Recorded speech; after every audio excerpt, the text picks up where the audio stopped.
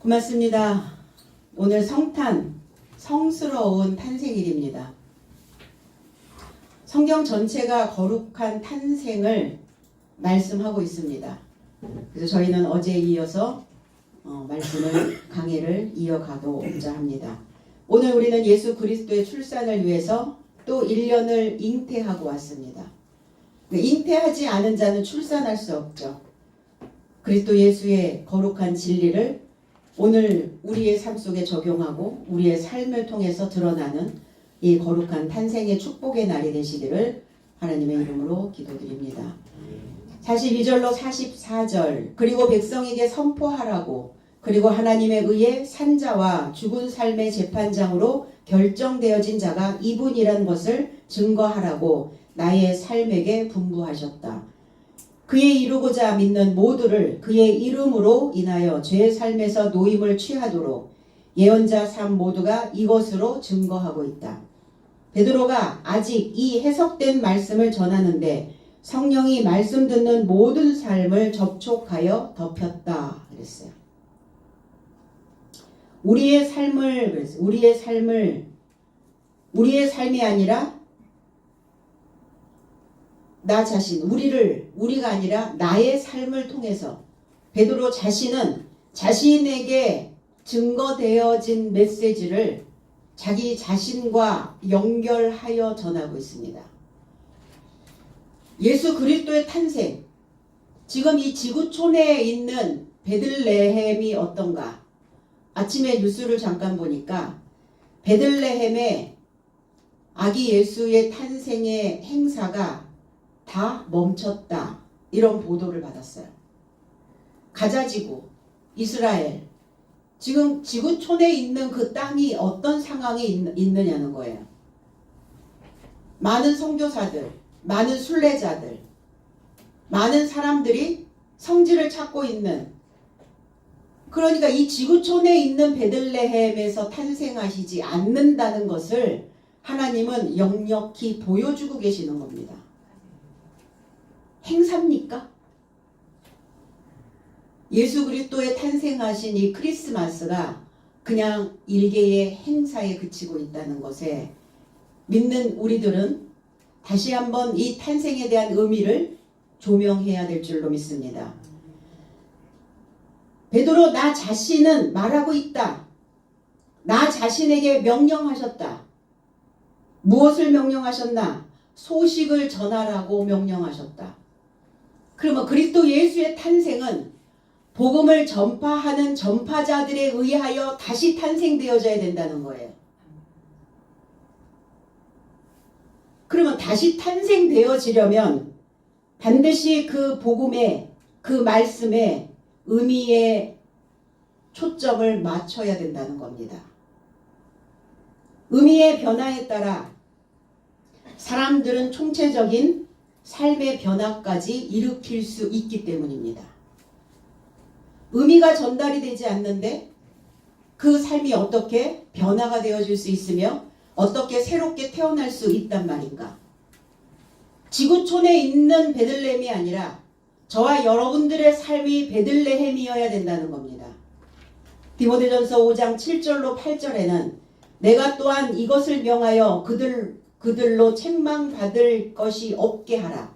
누구든지 자기 친족, 특히 자기 가족을 돌보지 아니하면 믿음을 배반한 자요 불신자보다 더 악한 자니라. 원어 해석은 너는 저들로 흠잡을 것이 없게 하려고 이런 삶을 명하라. 누구나 자기 삶이나 특히 가족의 삶에 대하여 먼저 생각하지 아니하면 믿음을 부정하는 자요 불신자보다 더 악한 자이다.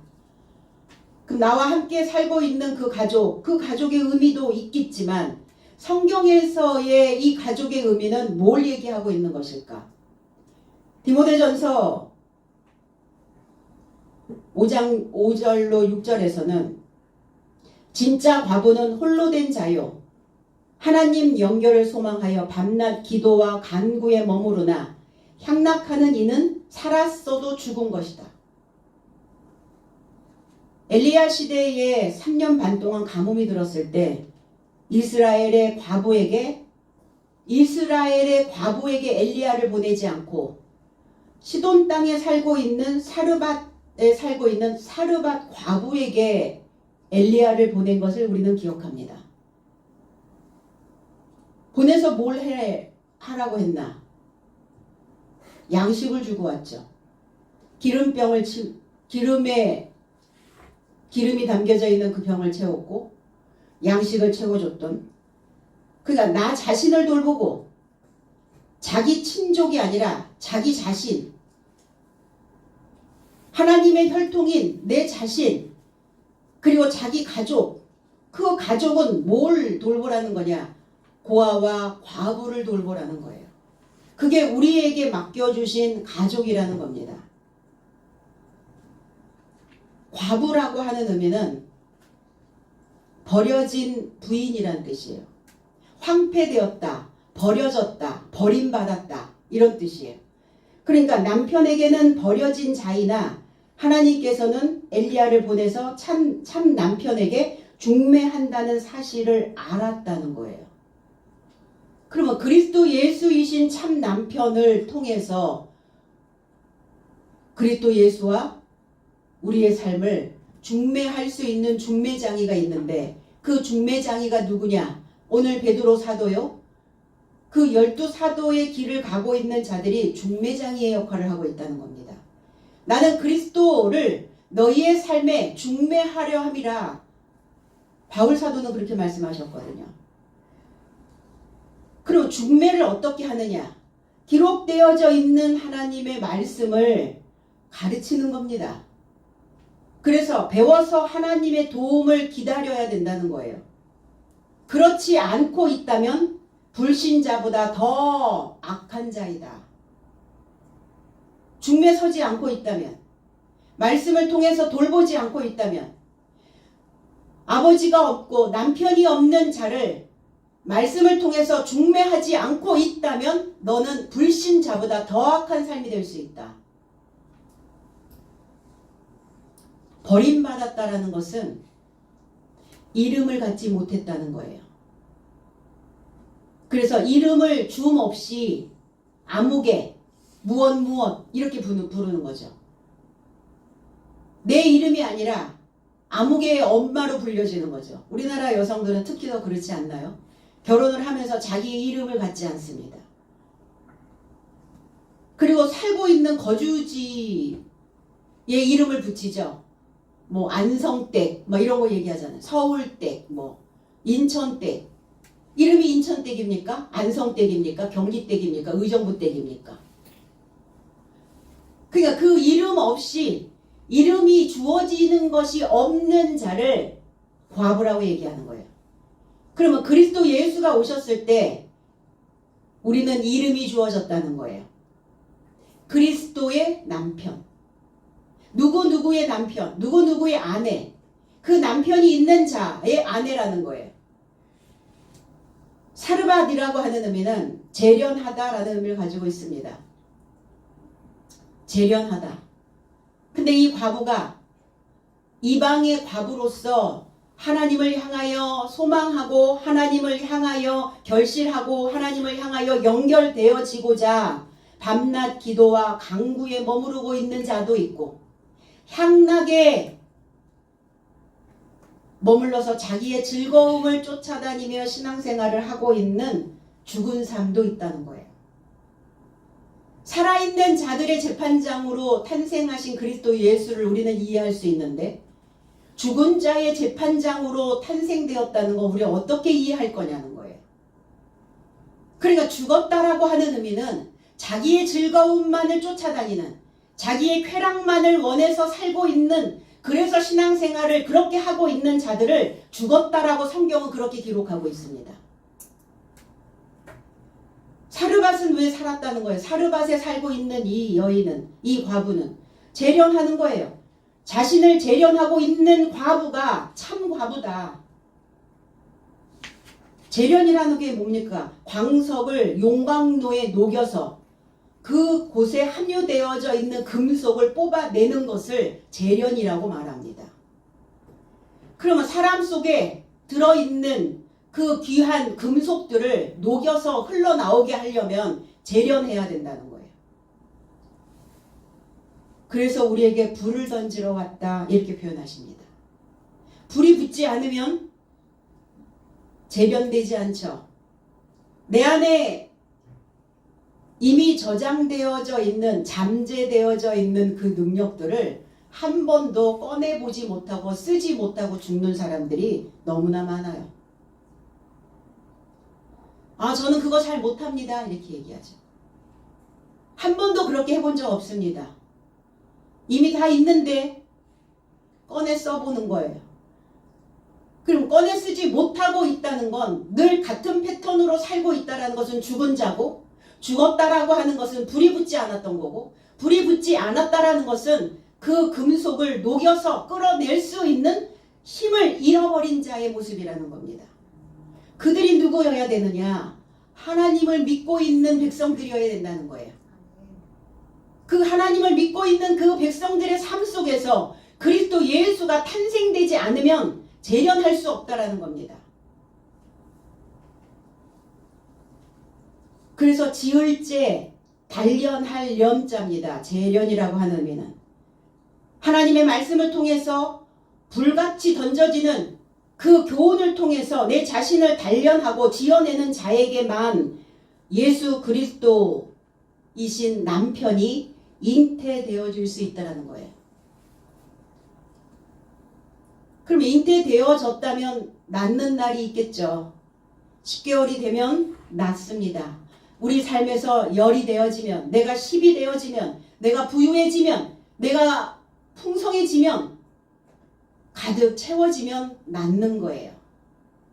가난한데 내 속이 늘 쪼들리는데 어떻게 나올 수가 있겠어요? 내놓지 못하는 거죠. 내놓는 거예요. 낳는다는 것은 내놓는 겁니다. 내 마음에 담겨져 있는 것, 잉태된 것이고 내 마음에 있는 것들을 내놓는 것을 탄생이라고, 출생이라고 그렇게 표현합니다. 표현되어지는 거예요. 신앙은 그래서 표현되어져야 됩니다. 예수께서 나의 남편이 되기 전까지는 이름 없이 살았다는 거예요. 누구 댁으로 살았다는 거예요. 어느 지역에서 온 사람, 누구누구의 엄마로 살았다는 거예요. 오늘 그리스도의 탄생은 나의 남편이 될 그 법을 잉태하고, 그리고 그 법이, 그 교훈이, 그 지식이, 그 학문이, 그 지혜가 풍성해져서 나오는 겁니다. 그래서 그 출생을 보며, 그 탄생을 보며 모든 사람들이 기뻐하는 거예요. 과연 그리스도인이다. 과연 교회를 다니면서 달라졌구나. 새로워졌구나. 새롭게 태어났구나. 그걸 많은 사람들에게 발견되게 하는 겁니다.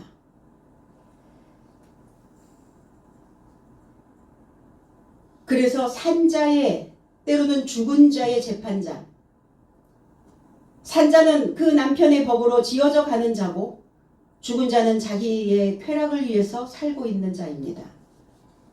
이름 없이 사는 자. 신앙생활은 수십 년 하는데 힘이 없네요.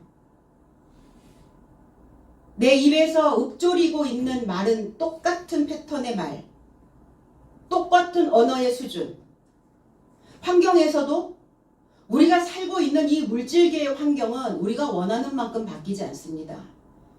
그러나 적어도 바꿀 수 있는 것, 나를 새롭게 탄생시킬 수 있는 것들은 하셔야 된다는 거예요. 내가 오늘 이 생각에 멈춰 있지 않고, 오늘 내가 이 날에 멈춰 있지 않다면 우리는 반드시 새로운 나의 모습을 또 발견하고 내 모습을 또 만들어내서 내 주변에 있는 사람들에게 그 빛을 발할 수 있어야 된다는 겁니다.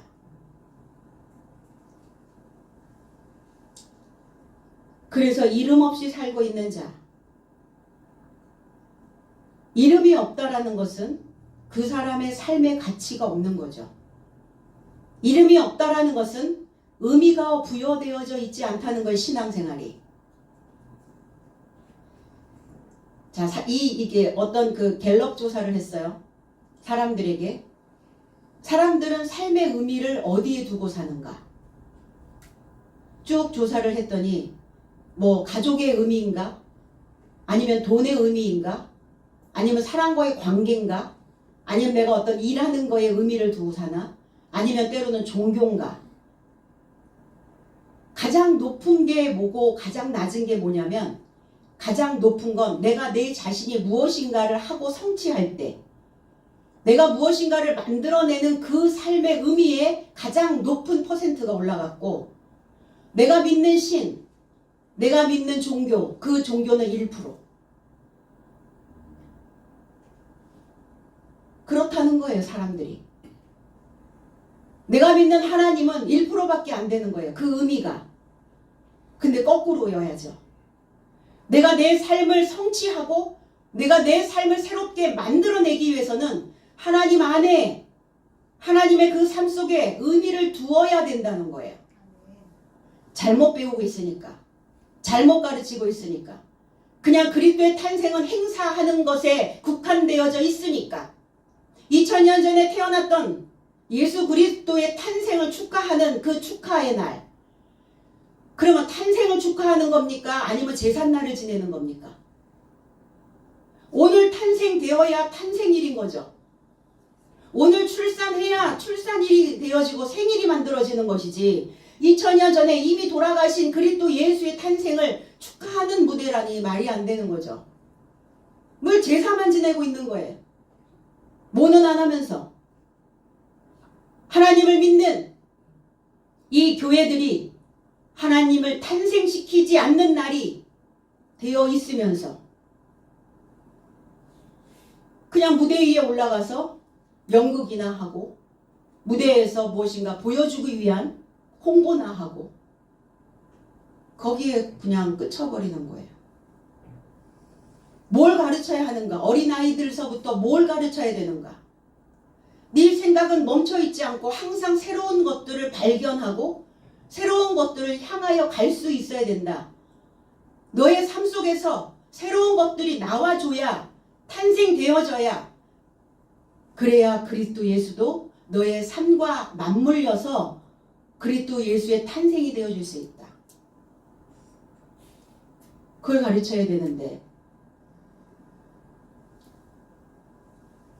오늘 베드로 사도는 내가 그 선포자로서 하나님의 말씀을 전하는 자로서 난 명령을 받았고 그 명령이 무엇이었냐면 고아와 과부를 돌보는 그 자기 친족들을 그리고 나 자신과 자기 친족들을 돌봐야 되는 말씀을 통해서 그들을 새롭게 만들어야 되는 그들이 살아있는 메시지가 들어가서 그들의 생활이 어제의 생활보다 오늘의 생활이 더 윤택하여질 수 있도록 그 사고에 풍성함을 주는 것이다.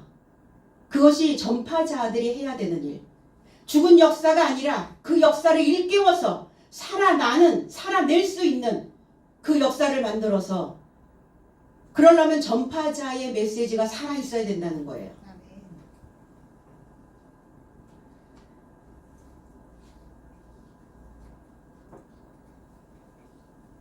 재판장으로 오셨어요. 판결자로 오셨다는 겁니다. 우리가 신앙생활을 하는데 우리가 재판받을 일이 뭐가 있겠어요? 송사에 휘말릴 일이 뭐가 있겠습니까? 그런데 재판받으래요. 판결을 받아야 된다고 얘기합니다. 오늘 내가 살아가고 있는 이 삶의 패턴이 옳은가 옳지 않은가? 내가 신앙생활을 하면서 하나님을 믿고 있는데 신앙생활을 하고 있는 것이 참인가 거짓인가?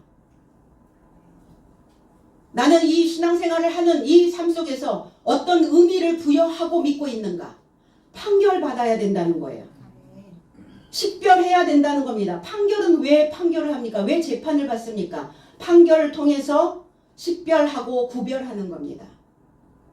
구별하라는 거예요. 어떤 것이 참인지 어떤 것이 거짓인 건지. 아기 인형 하나 만들어 놓고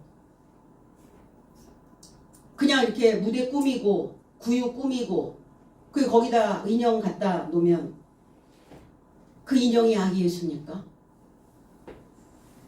그 인형이 살아있습니까? 누가 산자인데요? 누가 살아있는데요? 그 말씀의 뜻을 깨닫고 의미를 깨달은 저와 여러분들이 살아있는 자 아닙니까? 바깥으로 꺼내놓으면 너무 우스워요. 그래서 너무 우습지 않아요? 그 인형 갖다 놓고 애기 예수라니. 그냥 초등학문도 그런 초등학문이 없어요. 그거 유치원 수준의 신앙 아닙니까? 그러니 얼마나 하나님 보시기에 꼴 보기 싫겠어요. 얼마나 하나님 보시기에 꼴이 사납겠어요. 저 인간들이 저런 수준으로 인간이란 말인가? 저 그냥 아주 그냥 어린아이들처럼 유치원생들도 저런 유치원생들이 없는. 그래서 재판장으로 탄생하신 그리스도 예수를 맞이해야 된다는 겁니다. 그래서 종교는 어떤 궁극적인 삶의 의미를 추구하고 있습니다. 그냥 신앙생활을 하는 건 아니에요. 거기에 뭔가를 추구하고자 신앙생활을 하는 겁니다.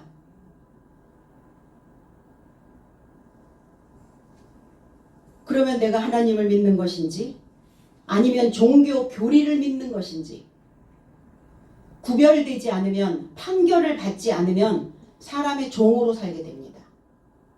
종교의 노예로 살고 있습니다. 그러니까 그 이상한 행사하는 데에 자꾸 끌려다니는 거예요. 무슨 뭐 돌나라 막 이런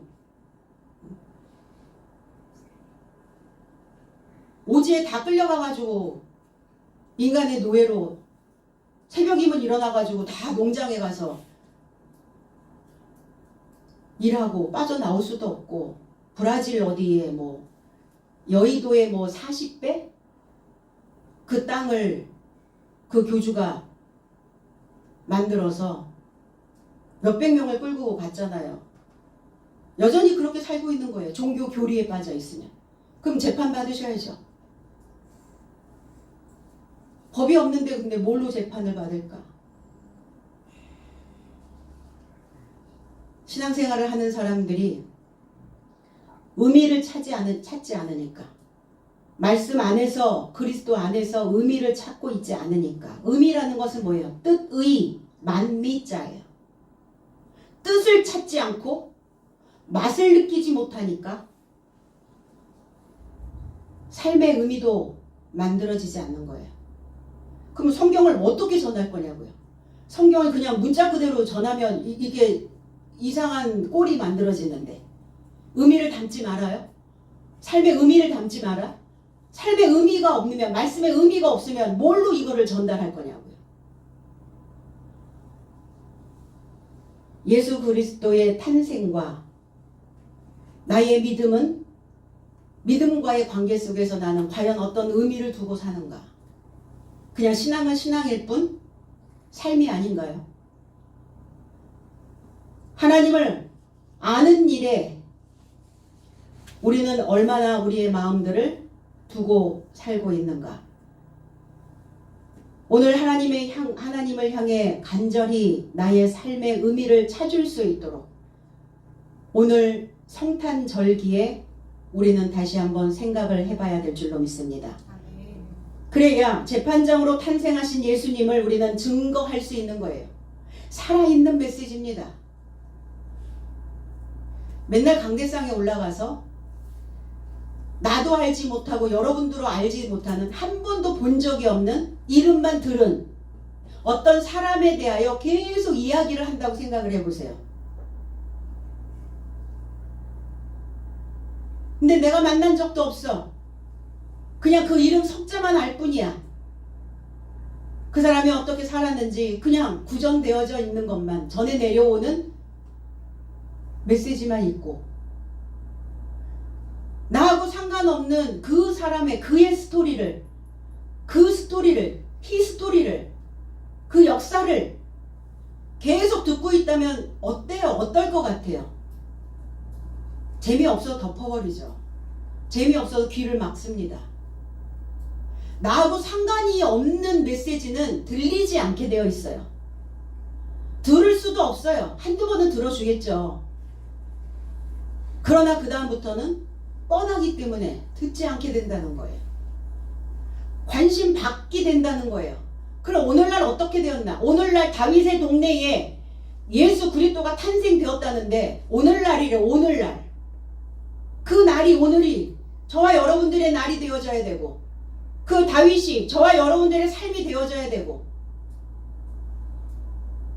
그 다윗이 저와 여러분들의 삶이 되어졌을 때 하나님의 말씀이 끓고 하나님의 말씀이 무엇인가 내 심장을 두드리는 그 가슴 뛰는 그 의미를 담아두지 않고 있다면 그리스도의 탄생은 나와 여러분들의 삶 속에서 탄생되지 않는다는 거예요. 나하고 연결이 되지 않는데 이게 의미 부여가 될 수가 없잖아요.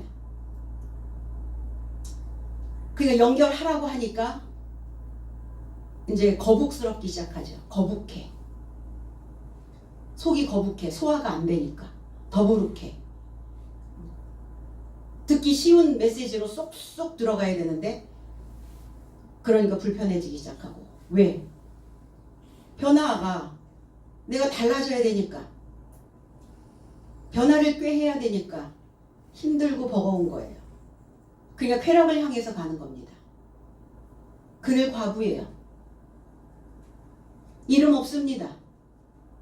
자기 이름을 한 번도 빛내지 못하고 살다 죽게 되는 겁니다. 뭐는 하면서 교회는 열심히 쫓아다니면서 정하셨다고요. 그 재판장으로 정하셨다. 지정하셨다. 표시하셨다. 결정하셨다고요. 그리스도 예수를 재판장으로 탄생시키기를 결정하셨어요. 하나님께서. 그렇다면 결정되었다면 우리는 그리스도 예수에 대하여 상술할 수 있어야 되는 겁니다. 믿는 자들 모두는 상술한다는 것은 뭐냐면 무엇에 대하여 자세히 말하다. 이걸 상술이라고 얘기합니다. 우리는 하나님에 대하여 그리스도 예수에 대하여 그 탄생에 대하여 상술할 수 있는가? 자세히 말할 수 있는가? 우리가 하나님을 믿기로 결정했다면 상술할 수 있어야 되는데 자세히 말할 수 있어야 되는데 자세히 말할 수 있는가? 오늘 이 성탄 날에 오늘 이 성탄의 날이 되어지기를 서둘러야 합니다.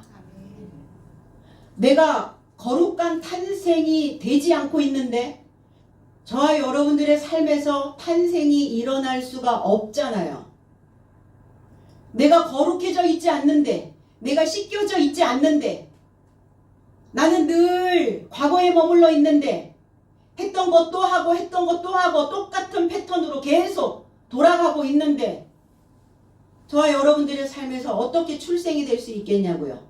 그러니까 우리는 이 거룩한 이 날에 들어가기를 갈망하셔야 되고 서둘러 가셔야 됩니다.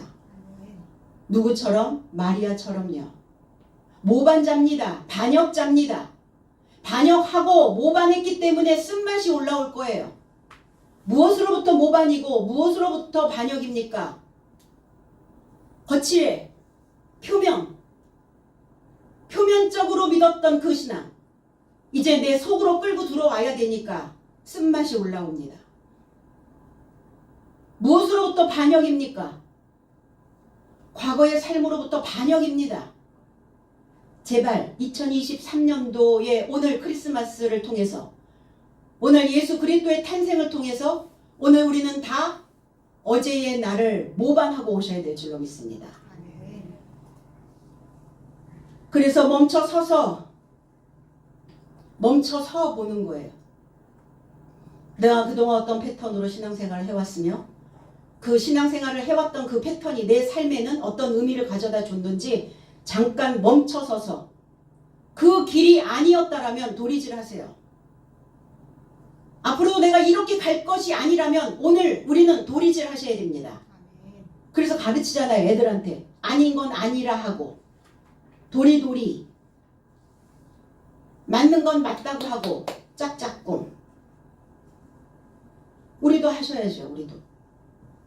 목적지가 따로 있음을 뒤늦게 알게 된 늦깎이 신앙인. 우린 다 늦깎이 신앙인들이었어요.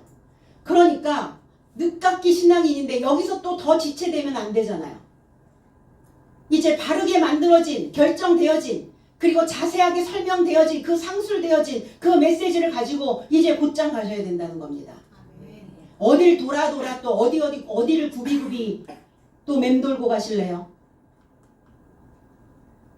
죽음의 날이 이르기까지 그 살아있는 그 메시지가 있는 그곳에서 우리는 정박하려고 마음을 먹어야, 그래야 어제에서 넘어오는 이 삶이 되어질 수 있다는 겁니다.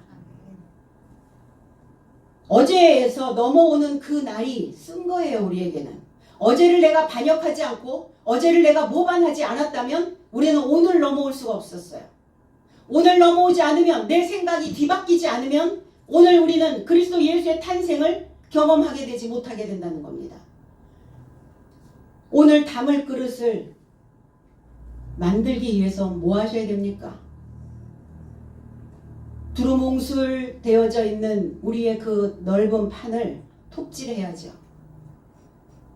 그리고 톱질한 그 토막토막 난 그 널빤지들을 아귀를 맞춰서 틈새가 없도록 두드리고 못 박아서,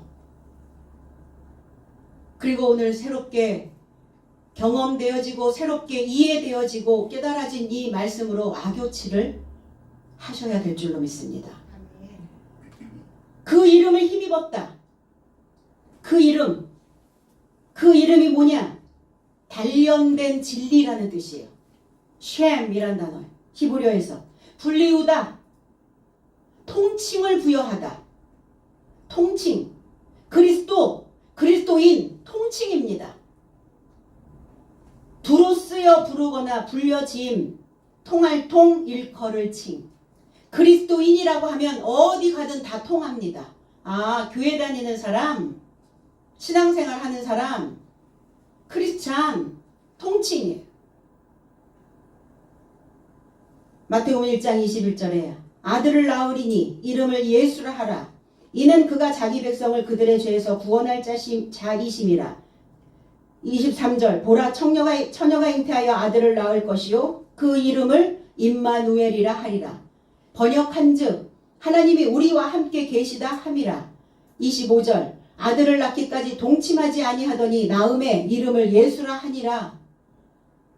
원어 해석은 21절에 그녀가 이 아들을 출산할 것이며 너는 그의 이름을 예수라 초청할 것이다. 왜냐하면 저가 그의 백성을 저 삶의 죄로부터 구원할 것이다. 23절에 보라 청녀가 자궁 안에 가질 것이다. 그리고 아들을 출산할 것이요 저 삶은 그의 이름을 임마누엘이라 초청할 것이다. 이름을 번역하면 하나님이 내 삶에 결합하여 계신다.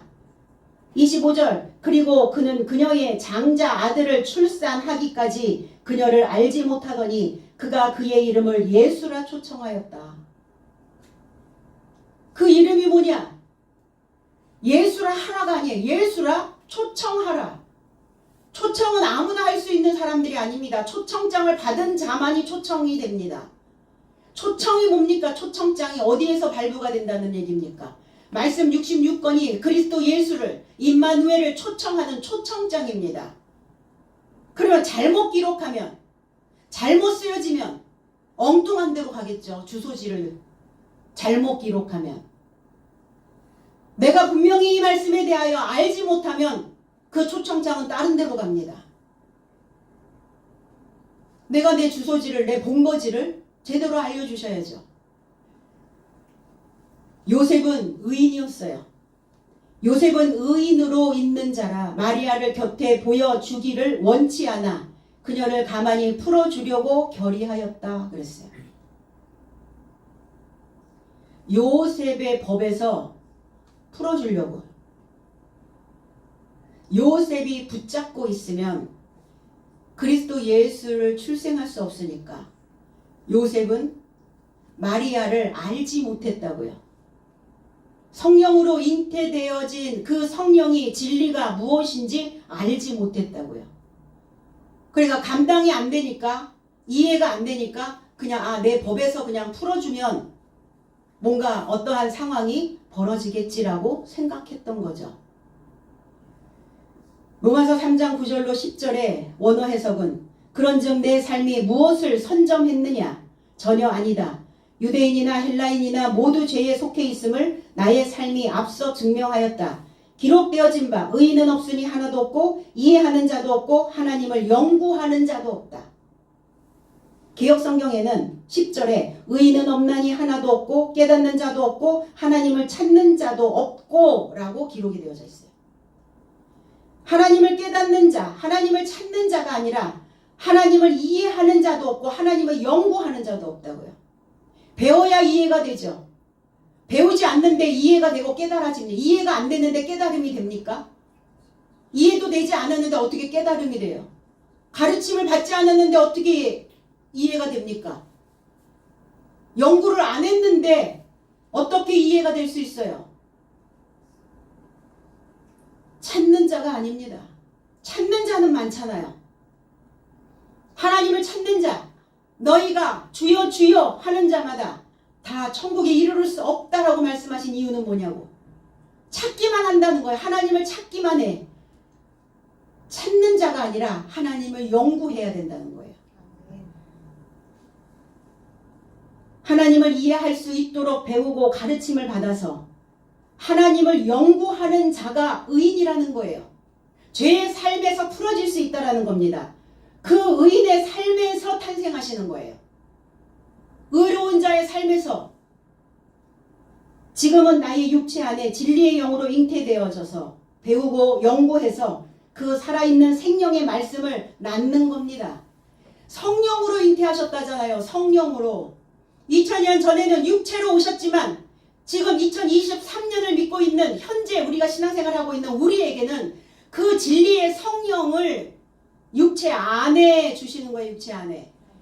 우리의 육체 안에 잉태되어지는 겁니다. 배우지 않는데, 가르치는 자가 없는데, 전파하는 자가 없는데 어찌 듣고 어찌 잉태할 수 있겠습니까? 다 바깥으로 지금 뿜어져 나가고 있는데, 바깥의 메시지만 이야기하고 있는데, 이 전파자가 답답한 만큼 하나님 답답하실 것 같아요. 말씀을 준비할 때마다 그 마음이 전달이 돼요. 과연 이 신앙을, 이 믿음을 후세에게 어떻게 전달할 것인가? 어떻게 전파할 것인가? 그냥 홍보적인 부분으로 그들의 삶이 되어야 되는데, 그들이 살아있는 영이 되어져야 하는데, 그들이 맑은 정신으로 그리스도를 그리고 그들의 삶을 일깨워야 되는데, 그 책임감이 마음을 누를 때가 있습니다. 그런데 확신하는 건 이 메시지는 살아있을 겁니다. 오늘 이 탄생의 메시지를 듣고 있는 시온성교회 여러분들과 또 유튜브를 통해서 이 메시지를 듣고 있는 성도 여러분들의 삶 속에 반드시 새로운 의미가 부여되어질 것이고, 그리고 이 말씀은 살아서 많은 사람들에게 그 씨로, 많은 사람들에게 그 열매로 수확되어질 것을 저는 확신합니다. 그래서 전달되어지는 그 메시지가 지금까지 온 겁니다. 누군가의 가슴에 불을 던지셔서 그 연구하는 자의 마음이 되어질 수 있도록, 불이 꺼지지 않도록 그 마음을 주시는 겁니다. 육체의 생각은 피곤하죠. 육체의 마음은 대충 넘어가고 싶죠. 그냥 즐거움을 던지고 쾌락을 던지고 그냥 교회에서 무엇인가 행사하는 그 위주로 그냥 분위기 붕붕 띄우면 너무 쉬워요. 그런데 사람의 영이 그 손에 있기 때문에 주님이 어떤 마음으로, 사도들이 어떤 마음으로 그리스도 예수의 탄생을 증거할 것인가에 대한 그 책임감이 있기 때문에 그냥 허투루 말할 수가 없는 겁니다. 오늘 사는 우리는 예수 그리스도를 어떻게 탄생시킬 것인가를 이해하고 연구해서 믿어야 할 것입니다. 그래서 예수는 연구 대상이라고요. 우리 사람들에게도 그러지 않나요? 저 사람 연구 대상이야. 그럼 우리는 왜 하나님을 연구하지 않죠? 장로의 유전을 책망하셨어요. 전승되어져 오는 풍문으로 듣는, 풍문에 의하여 믿고 있는 너희들이 새로운 것들을 받아들이지 않는 그 삶은 탄생시키지 않는 그들을 책망하셨습니다. 오늘날은 그렇지 않을까요?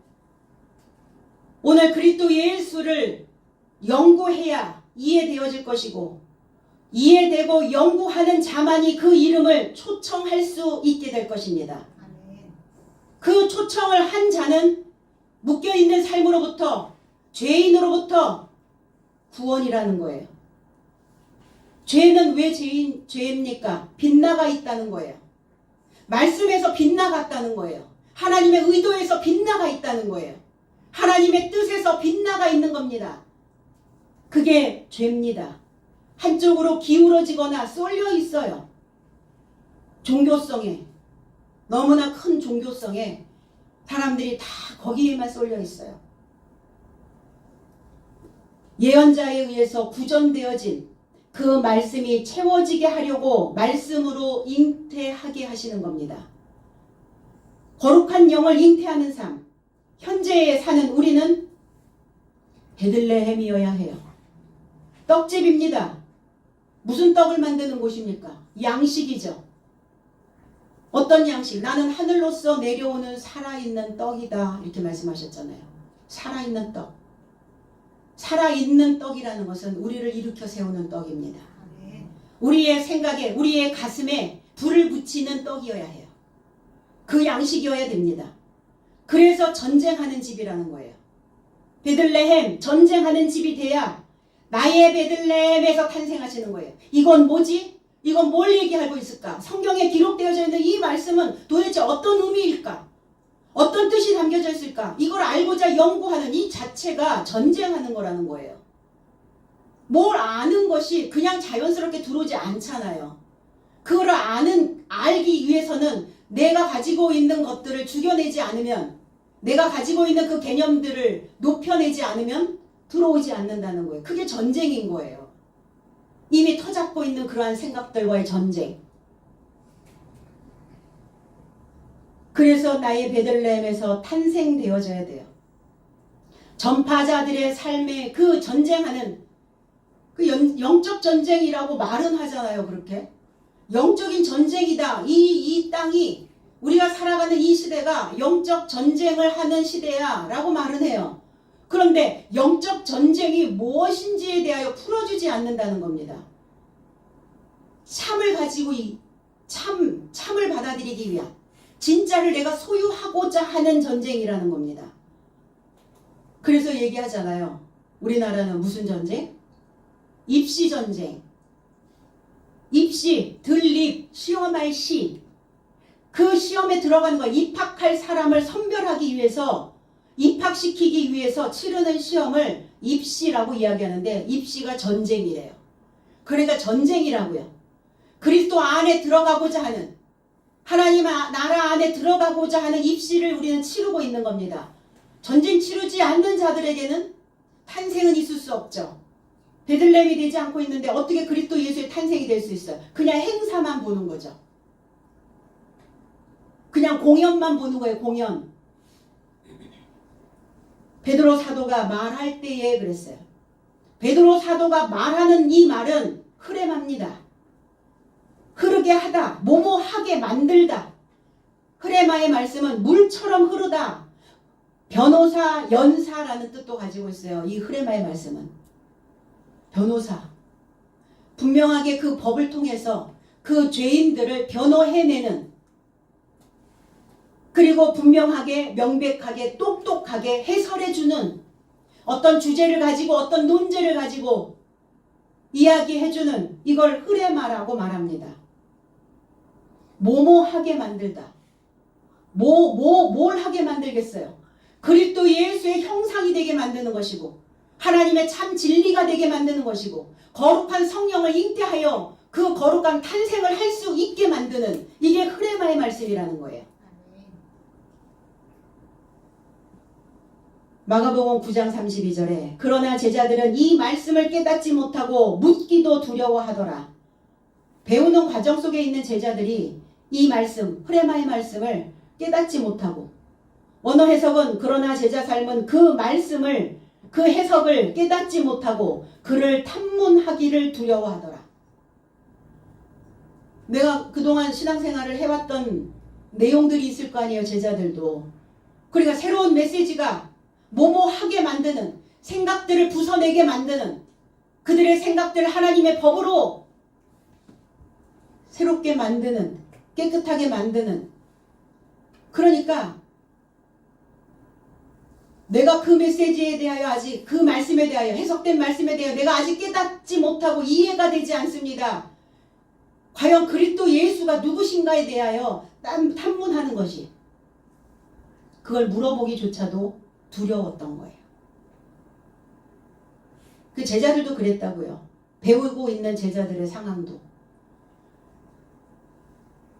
왜 모를까요? 배우는데 왜 모를까요? 덮여있기 때문에 그래요. 우리의 생각이 덮여 있어요. 그리고 성경의 내용은 감춰둔 비밀이라는 겁니다. 덮은 자가 열어줘야 열려요. 뭘로 덮었겠어요? 문자 속에 감춰놨다는 거예요. 하나님의 뜻은 글자 속에 문자 속에 가둬놨어요. 그래서 요한 계시 덮개를 제거하다. 첫째 천사서부터 일곱째 천사가 나팔을 불 때 폭로되는 거예요. 그게 나팔 부니까 나발. 너 어디 가서 나발 불지 마. 비밀이야. 비밀을 부는 거예요. 사도들은. 그러니까 어때요? 전쟁이 일어나잖아요. 하늘의 전쟁이. 내가 그동안 수십 년 동안 신앙생활을 해왔던 그 내용하고 다르네. 전쟁이죠.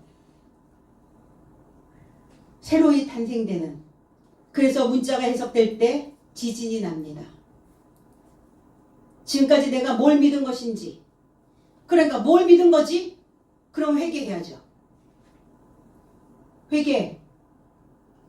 메타노이에오. 결합되는 겁니다. 그 생각이, 그 마음이 내가 가지고 있었던 그 모든 것들이 결합되는 거야. 하나님의 말씀과 결합되는 것. 그리고 새롭게 태어나는 겁니다. 이 해석된 말씀이 성령이고 진리다. 마태복음 1장 22절에 이 모든 일이 된 것은 주께서 선지자로 하신 말씀을 이루려 하심이라. 해석은 그래서 이 전부가 되어진 것은 주의 의의 예언자로 인하여 구전된 것이 채워지게 하려고 해석하시되 그랬어요. 예언자들이 말씀하신 내용도 흐레마의 말씀입니다. 그 흐레마의 말씀이 채워지게 하려고 그래서 그리스도 예수를 초청하라는 거예요. 그 이름을. 예언자가 가지고 있는 그 해석된 말씀을 누가 가지고 계시기 때문에 그 자체가 그리스도 예수이기 때문에 흐레마의 말씀 자체이시기 때문에 그 이름을 초청해야 된다는 거예요. 그 이름은 임마누엘이라 초청하라는 거예요. 그냥 임마누엘이라 이렇게 하면 되지 번역하면 왜 번역을 왜 합니까? 그러니까 이런 식으로 다 번역해야 된다는 거예요. 성경을. 번역되면 하나님이 내 삶에 결합하여 계신다. 이렇게 번역해 주라는 거예요. 요셉도 해석된 말씀을 알지 못했어요. 마리아는 알고 있었고 이해하고 연구하고 있었습니다. 그러니까 쓴맛이. 그러니까 내가 알고 있었던 그 개념에서 반역, 모반. 그래서 씁쓸했어요. 야, 내가 그동안 뭐 했냐? 내가 수십 년 동안 신앙생활하는데 내가 그동안 뭘 믿은 거냐? 씁쓸했겠죠. 쓴맛이 느껴져야 해요. 그래서 잘못된 신앙관 다 허물고 다시 연구하고 다시 배워서 믿으려니까 나의 삶에서 내 입에서 쓴물이 올라오는 거예요. 그러니까 저와 여러분들의 삶에서 이게 발생되지 않고 있는데 이거를 어떻게 진짜라고 장담하며 분명하고 똑똑하게 명백하게 증언하겠는가? 그렇지 않나요? 아니 우린 100년 전의 역사도 역사에 왜곡이 있는데 아니 2000년 전에 6000년 전에 기록되어진 것이 어떻게 우리가 어떻게 그걸 분명하고 명백하게 똑똑하게 증거할 수 있단 말입니까? 오늘날 내가 이 말씀을 통해서 내가 이렇게 신앙생활을 하고 이런 신앙생활을 통해서 내 사고가 내 바탕이 내가 가지고 있는 모든 세포들이 내 뇌에서 작동하고 있는 모든 신경 전달 물질이 이렇게 달라지고 있음을 증명해내셔야 될 거 아니에요. 아멘. 거룩한 영입니다. 성령. 이성적인 영입니다. 그 영이 내려오시니 그랬어요. 에피핍도 연결되어져서 임하다 이거예요.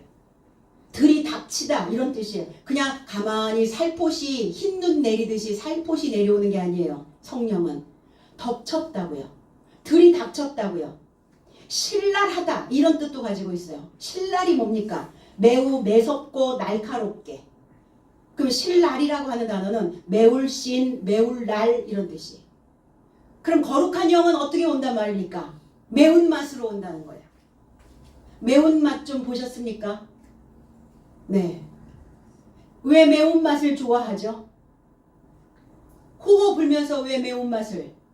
붓는 거예요. 불이 에너지가 만들어지는 거예요. 에너지가. 그럼 에너지 호흡이 빨라지겠죠. 하나님의 교감이 하나님과 소통이 말씀을 통해서 든숨과 날숨이 그래서 주님은 매운맛으로 오셨어요. 분석이나 비평이 매우 매섭고 날카롭다. 이게 신랄하게 비판한다. 그럼 말씀을 통해서 신랄하게 종교인들의 삶이 어땠는지 신랄하게 비판하셨어요. 판결하셨습니다. 재판장이시기 때문에 분별하라고 구별하라고. 지금까지 그렇게 그 패턴으로 표면적으로 믿고 있으면 어떡하냐고 신랄하게.